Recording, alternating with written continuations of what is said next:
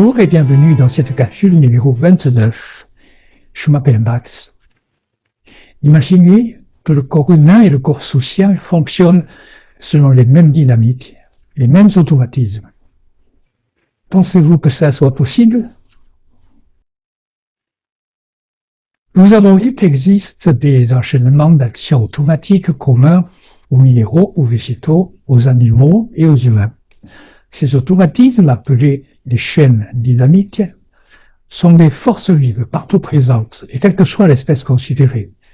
Il s'agit des dynamiques digestives, circulatoires, musculaires, transmettrices, reproductrices et structurantes. Toutes donnent à penser qu'une anatomie universelle est à l'œuvre. La question qui sera posée dans cette capsule est la suivante. Ces dynamiques sont-elles présentes dans le corps social, c'est-à-dire dans la façon dont fonctionnent les sociétés humaines? L'ensemble d'individus partageant la même société est nommé corps social. Il comprend l'agglomération d'êtres humains produisant des institutions. Et c'est, comme disait Thomas Hobbes, la réunion de tous les hommes en une personne unique. Autrement dit, si chacun d'entre nous a un corps bien à lui, il fait aussi partie d'un corps collectif, sociologique, un peu comme si nous étions individuellement une cellule vivante dans un grand corps social. Commençons par repérer la dynamique digestive d'un corps social.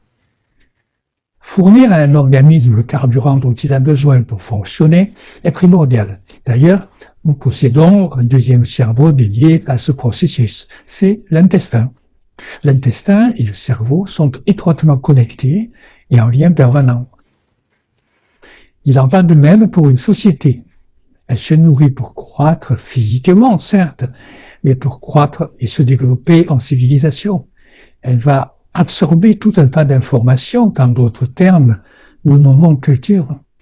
Ces informations forment nos connaissances, nos croyances, nos savoir-faire et nos savoir-être. Sans cela, aucune croissance du corps social n'est permise. L'information est donc une nourriture qui peut être rejetée aussi, à l'image d'un aliment non supporté débouchant sur une pathologie comme la crise de froid. Oui, nous consommons de la connaissance et des croyances, comme nous mangeons les végétaux et les animaux. Et ce que nous mangeons physiquement ou symboliquement n'est pas neutre et détermine qui nous sommes collectivement. En d'autres termes, la connaissance et le savoir que nous digérons déterminent nos comportements, nos valeurs et la façon dont nous concevons l'organisation d'une société. Digérer, c'est-à-dire faire sienne des connaissances en vigueur, permet aussi de mieux réussir son assimilation sociale. A contrario, l'information ressentie comme toxique par un individu ou un groupe peut être source d'inconfort social pour les personnes concernées et conduire au refus, à la dissidence et à la révolte. Lorsque la connaissance est ressentie comme toxique, elle est à plus ou moins long terme rejetée, comme l'est physiquement un plateau de fruits de mer défraîchi que l'organisme d'une personne refuse viscéralement. Et cela peut conduire, sur un plan social, à une forme de chaos et de remise en question des valeurs. Le corps social est aussi doté d'un système circulatoire. La circulation assure le transport de ce dont un être humain a besoin pour vivre. À une échelle sociale, elle est vitale pour une communauté. Prenons 4 exemples. La circulation des populations est souvent corrélée à la recherche d'une meilleure alimentation pour la communauté ou une urgence liée à sa survie. Il y a plus de 3 millions d'années en Afrique, les déplacements préhistoriques se font vers d'autres continents, comme dans le contexte de l'anatomie physique où le sang véhicule des nutriments qui sont répartis dans le corps. On pourrait aussi parler des grandes circulations de personnes impliquées dans les migrations européennes dès le XVIe siècle vers le Nouveau Monde. Ou encore, on pourrait parler des mouvements d'exode liés aux 2 guerres mondiales, ayant conduit à de vastes mouvements où actuellement ces flux de migrants quittent leur pays pour se fixer ailleurs. Bref, depuis la naissance de l'humanité, la circulation des populations est constante, amenant de la vie nouvelle en chaque coin du monde. Du sang neuf, pourrions-nous dire sur un plan anatomique. La circulation est une nécessité, tant pour le corps d'une seule personne que pour le corps collectif. Et un flux empêché de circuler, qu'il soit sanguin, qu'il s'agisse de population, cause un dommage. Inversement, le flux circulaire trop vite met tout autant en danger le corps social que le corps d'un individu. La gestion de telles situations reste donc délicate. Autre exemple de circulation, c'est des biens, des services et des monnaies. Pour ne prendre que le cas européen, ce sont des centaines de millions de déclarations douanières qui sont remplies annuellement et des milliards de tonnes de marchandises qui circulent. La mondialisation est un facteur de circulation des échanges de marchandises, mais aussi de capitaux, et cela crée des tensions diverses. Les biens et les actions en bourse circulent intensément entre les régions, les pays, les continents, tout s'échange. Une augmentation de la circulation des biens, des actions au sein du corps social crée de la surcharge de travail, du stress et de l'hypertension chronique que chacun peut ressentir. C'est exactement comme lorsque la circulation du sang se fait à haute pression et crée de l'hypertension. Ainsi, un corps collectif peut lui aussi souffrir d'hypertension. Si nous le ressentons, c'est parce que nous sommes reliés les uns aux autres.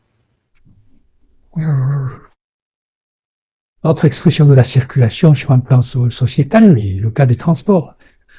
Du tracar, en passant par le premier vélocipède au XIXe siècle jusqu'à la navette spatiale, du chemin a été parcouru au sens propre comme au sens figuré d'ailleurs.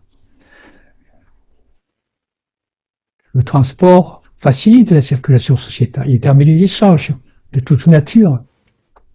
Sociologiquement, pas assez de circulation nuit.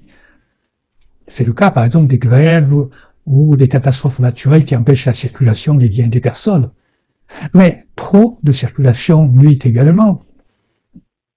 C'est la perte de la fluidité, comme dans les départs ou retours de vacances, les bouchons en général qui font que l'automobile prévu pour se déplacer produit finalement un arrêt pur et simple de la circulation. Dernier exemple, la circulation virtuelle. La circulation virtuelle, c'est une nouvelle voie de circulation qui émerge avec les outils numériques, l'informatique, la télévision, les satellites, les blockchains.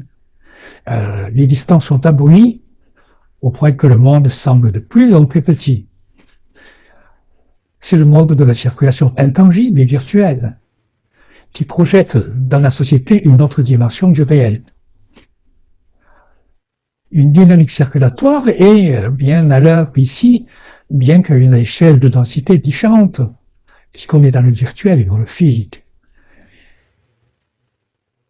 Et tout comme il est possible de contrôler le débit sanguin d'une personne et d'utiliser l'imagerie médicale pour identifier un flux ou un point particulier, des contrôles virtuels sont également mis en place, par exemple, via l'historique des positions d'un Google capable de tout savoir sur nos déplacements quotidiens et qui nous suit à distance avec des variantes du tracking et de la géolocalisation qui sont inclus dans un smartphone ou par exemple une tablette